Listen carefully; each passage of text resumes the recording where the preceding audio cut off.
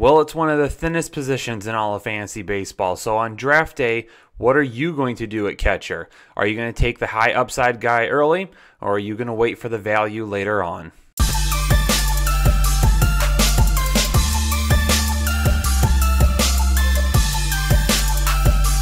Hey Headliner Nation, welcome back into another episode of the Fantasy Headliners. I'm Kyle Richardson. Thanks so much for joining me today because we're going to talk about catchers and we're going to go through my rankings and analysis of this position, talking about the top 15. Good round number, gets you into a little bit of a deeper league if you do play like a 12 or a 14. But we're going to talk about the guys that I have in my top 15 this year. And to kind of jump into it here and start going through these, make sure you also, if you haven't checked out our draft strategy video yet, Jake and I did a draft strategy video, and we did talk a little bit more about catcher, how to find some more value. So make sure that you go back and find that and watch that if you haven't done so yet. So let's get into these. And I'm just going to read off 10 through 15 real quick, just to give you an idea of where we're going, and then we'll go into those names. So at 15, I have Yan Gomes from the Washington Nationals. 14, Robinson Chirinos from the Houston Astros. 13, Jorge Alfaro from the Miami Marlins. 12, Wellington Castillo from the Chicago White Sox.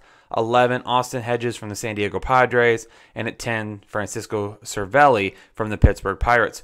So let's jump into Yan Gomes here real quick. And more than likely, he's going to be hitting at the back end of the Nationals lineup. So there isn't going to be a ton of opportunities for him to have a whole lot of RBIs, depending on how Victor Robles does. So if Victor Robles, outfielder, if he probably will be hitting in front of Yan Gomes. If he's able to get on base and be out there for Gomes, he has a little bit more of an opportunity. But depending on what they do with the lineup, they have a really good lineup. They have Eaton, Turner, Rendon, Soto, Dozier, and then Ryan Zimmerman. So there's always the opportunity for Zimmerman. He's more of a power hitter. He's not the fastest guy in the world, so there's not going to be a whole lot of speed on the base in front of Yan Gomes. So I'm not expecting a ton of RBI opportunities this year. But last year, actually, was his first All-Star nod. So at one point in time, he was a decent fantasy option while he was in Cleveland. Now, he had some issues with his eyes. He had some other injury issues. He did have to get some special glasses. Mostly corrected now at this point.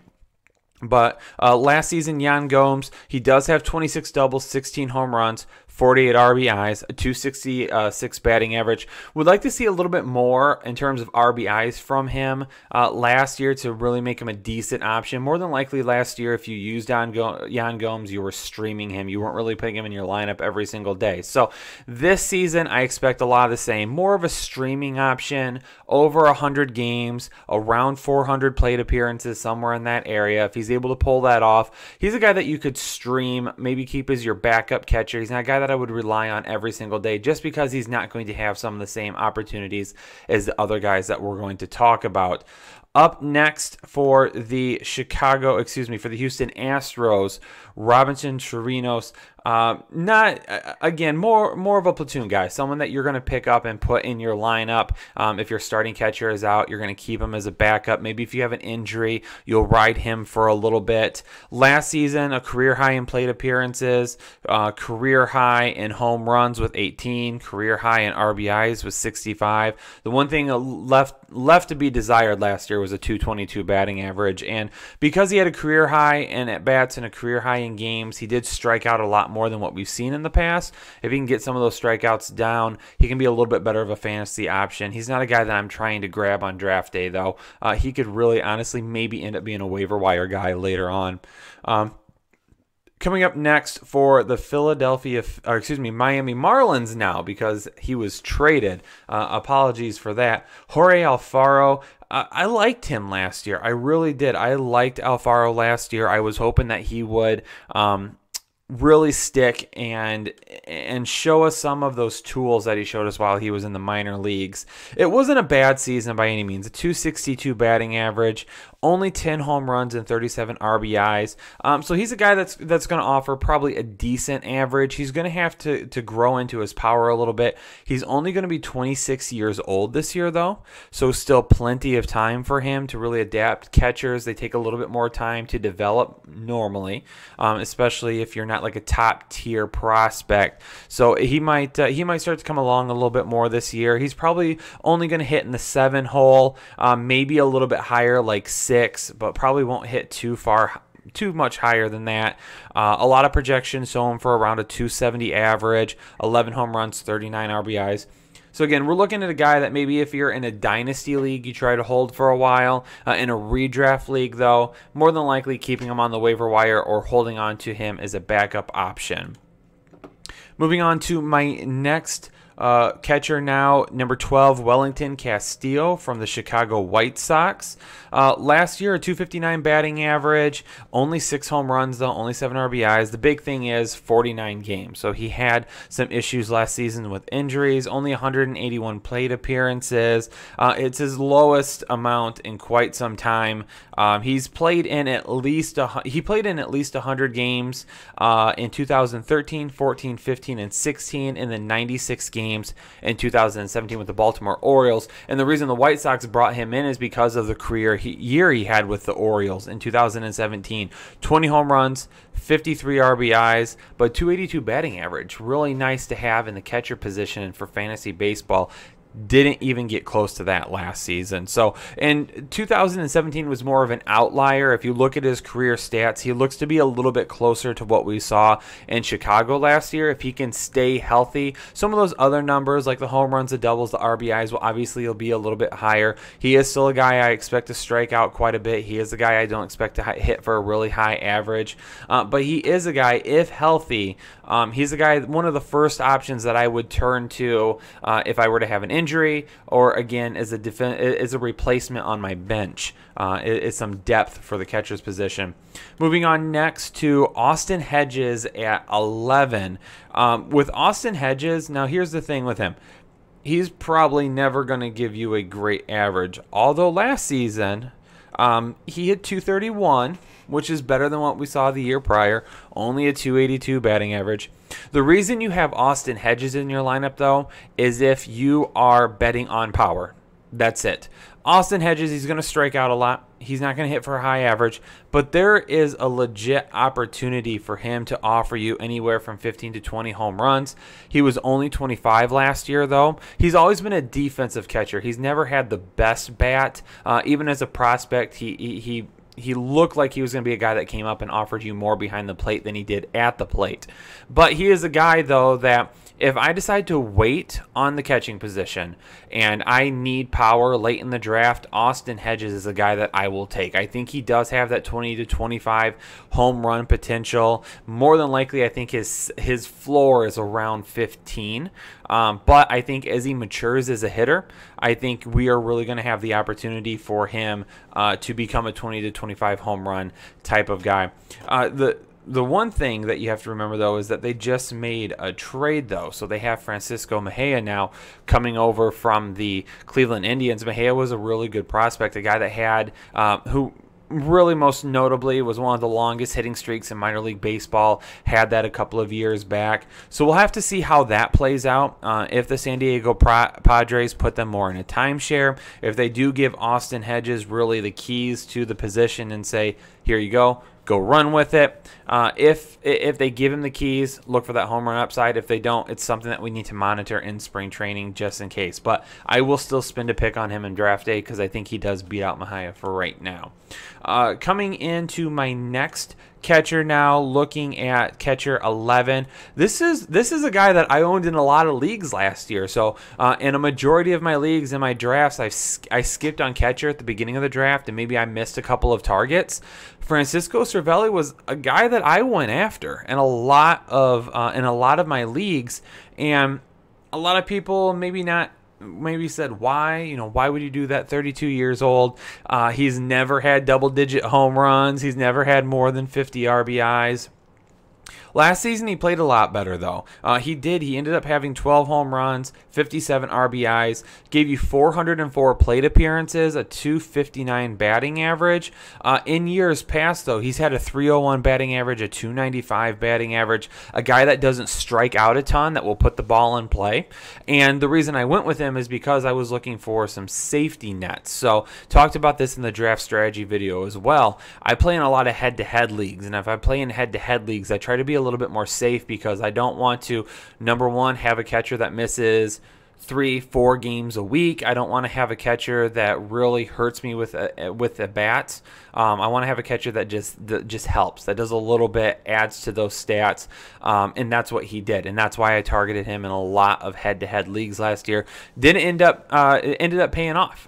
He did just enough to really help me throughout the season. I really didn't have to worry about him. I think he's really underrated and a guy that you can take a look at in your leagues if you find yourself in kind of the same situation. Let's move on to catcher number 9. So let me throw out the next few here. So at 9 I have Mike Zunino, 8 Salvador Perez, 7 Yadier Molina, 6 Wilson Ramos, and 5 Yasmani Grandal.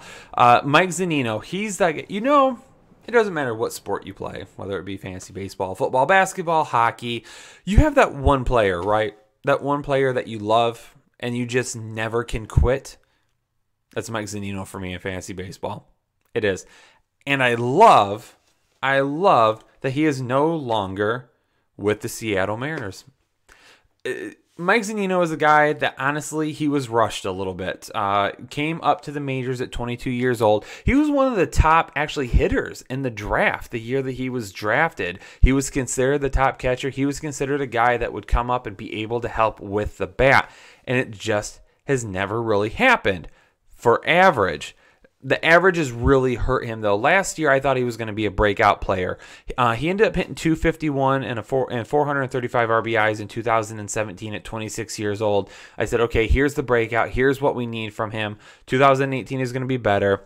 Didn't happen. Regressed in a lot of areas. Still ended up with over 400 at bats. Didn't strike out nearly as much, but he walked a lot less. And everything basically evaporated around him. I think he was just struck. I think that the pressure on him in Seattle to really come up and be that guy. He was a former number 3 overall pick. He was supposed to be the future of the franchise. I think now that he is in Tampa Bay, I think we can really see him grow a little bit this season. In Tampa Bay, a lot of times players will go down there and they're just forgotten. With the exception of a few. But you go down there and sometimes you're just forgotten. You don't pay nearly as much attention to them. That might end up being the case for him, and I think that might end up being best. I do think, again, though, kind of talking in terms of like Austin Hedges and offering power. Same thing for Mike Zunino. I want Mike Zunino for that power upside. I think this is a guy that, if he figures it out, could approach 30 home runs. Could. He has to figure it out, though. He has to make a little bit more contact. He has to put the ball in play more. If that can happen, then he can get a little bit better with that. Zunino is probably a guy that I will continue to draft this year, though, because that's what happens. And I thought he was an awesome prospect, and I really expected a lot more of him. But I'm going to ride or die with him, and we'll see what happens. Next, at catcher, going at number 8, Salvador Perez for me. He's consistent. He's just been consistent since 2013. At least 20 home runs. He's offered at least 70 RBIs in all but one season. Doubles, he's had at least 20 or more doubles in every season. Couple of seasons where he struck out more than 100 times. But the thing is that Salvador Perez is a guy that has caught a ton of games over the course of his career. Games played: 138, 150, 142, 139, 129, 129. I expect him to be more around that 129 and lower range moving forward. He is 29 years old. He's not even 30 yet. He's been in the league since he's been 21. He's been one of the best catchers in the league, one of the most consistent catchers in the league. I'm just really worried that season where he breaks down gets here, and then because you spent too high of a pick on him, you get hurt by him. If you get a decent value on him, though, then absolutely he's a guy that I'm willing to trust. But again, I don't want to be the guy caught in that situation where I draft him too high and he ends up hurting me, because that's the season where his body ends up breaking down. It's tough to play catcher that much in the major leagues. Coming up after that, he's the Frank Gore of baseball. That's what I'm going to refer to him as. And I'm talking about Yadier Molina. So Yadier Molina is to baseball what Frank Gore is to football. The guy just doesn't go away. And not only does he not go away, but he continues to improve. He had right knee surgery. Okay. So I'm still expecting him to get upwards of 500 plate appearances, though. about 462 at bats. I mean, he's a guy that's going to hit between 260 and 270.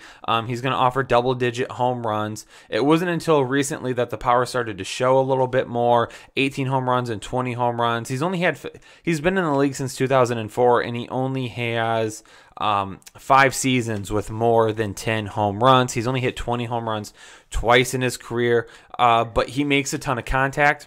He's a guy that plays a lot, or he has anyway in recent years. He's a guy, again, he just doesn't disappear. Yadier Molina continues to truck. He's 36 years old right now, and he's just like Frank Gore. He's just never going to go. He's just never going to go away. So another decent option. Trying to run through these a little bit more. We're trying to keep these videos a little bit shorter. Wilson Ramos with the New York Mets now. This is my must-have at the catcher position, because I think you can get a really good value on him, and I think he's going to return that value plus some. In Washington, he was in the middle of an all-star year in Washington, getting ready to hit free agency. Really looked like he was going to get that mega deal, and then at the end of the season, boom, ACL. Has that big injury, has to sign with Tampa Bay.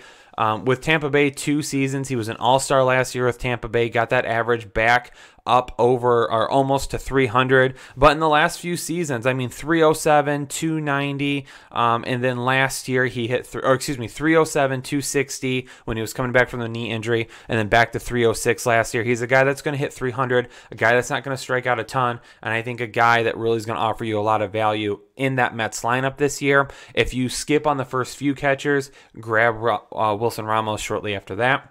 Yasmani Grandal now in Milwaukee, choosing to move on from the Los Angeles Dodgers. Hit 24. He has 27, 22, 24 home runs the last few years, though. Again, a guy that's going to strike out a ton. So if you're buying him for his power. I like him in Milwaukee. I think we're looking at another year of anywhere from 25 to 27 home runs, some decent RBIs, but he's a guy that you can really pair with a decent backup and get a good return, and pair those two together and get basically the same output as what you would one catcher. After that, at catcher number 4, I've got Buster Posey now. I'm not gonna quit on Posey at this point. I really do still like him. I know he hasn't been as good in years past. He's not gonna offer you really in terms of home runs, but he's gonna be a guy that can play a lot because they can put him at first and they're gonna DH him. He's a bat that they're gonna keep in the lineup every day. So if you're drafting Buster Posey, if you put him at catcher, even if he doesn't catch that day, there's a good opportunity that he's still gonna be able to be in your lineup, because he's not going to sit on the bench. At 3, we have Wellington Contreres, one of my favorite catchers, a guy that I bought heavily into in 2017 when he hit 276 with 21 home runs. Took a big step back last year, but that's okay. Only 26 years old. All of the Chicago lineup took a little bit of a step back last year. I expect him to be fine moving forward. I have him firmly cemented as my catcher 2. I would even be willing to put him as high, as my catcher 3. I'd be willing to put him as high as catcher 2. Where I have JT Realmuto, new catcher for the Philadelphia Phillies, just acquired in that trade a few days before this video drops. 21 home runs last year, a 277 batting average. He's hit 303, 278, 277. The strikeouts are not going to be too awful, but he's the guy that plays a lot of games still. I definitely think he's one of the better catching offensive options. Even in a horrible Miami offense last year, the guy was still able to hit and do a great job. So I think he does even better in Philadelphia. Probably going to hit in that 5 hole, maybe 6 hole. Going to be a lot of opportunities for him there. And number 1, of course, we all know probably at this point, Gary Sanchez from the New York Yankees. So much home run potential, 33 home runs and 90 RBIs back in 2017. Had some injury issues last year. Should be healthy this year. Only hit 186. We take a look at that. I'm not going to bounce off that. I'm not going to take that, though. I'm going to bounce that away, and I'm going to say, a little bit of bad luck, injuries, growing experience. Only going to be 26 years old this season. He's firmly cemented the top of my catcher rankings because I think he has more upside than anybody else that you'll get at the position. Ran a little bit long on this video, so I apologize. We do timestamp everything down below, though, so you can try to find certain guys if you want them. But if you stuck around the whole time, I appreciate it. Make sure you subscribe to the channel. Tons of great content coming.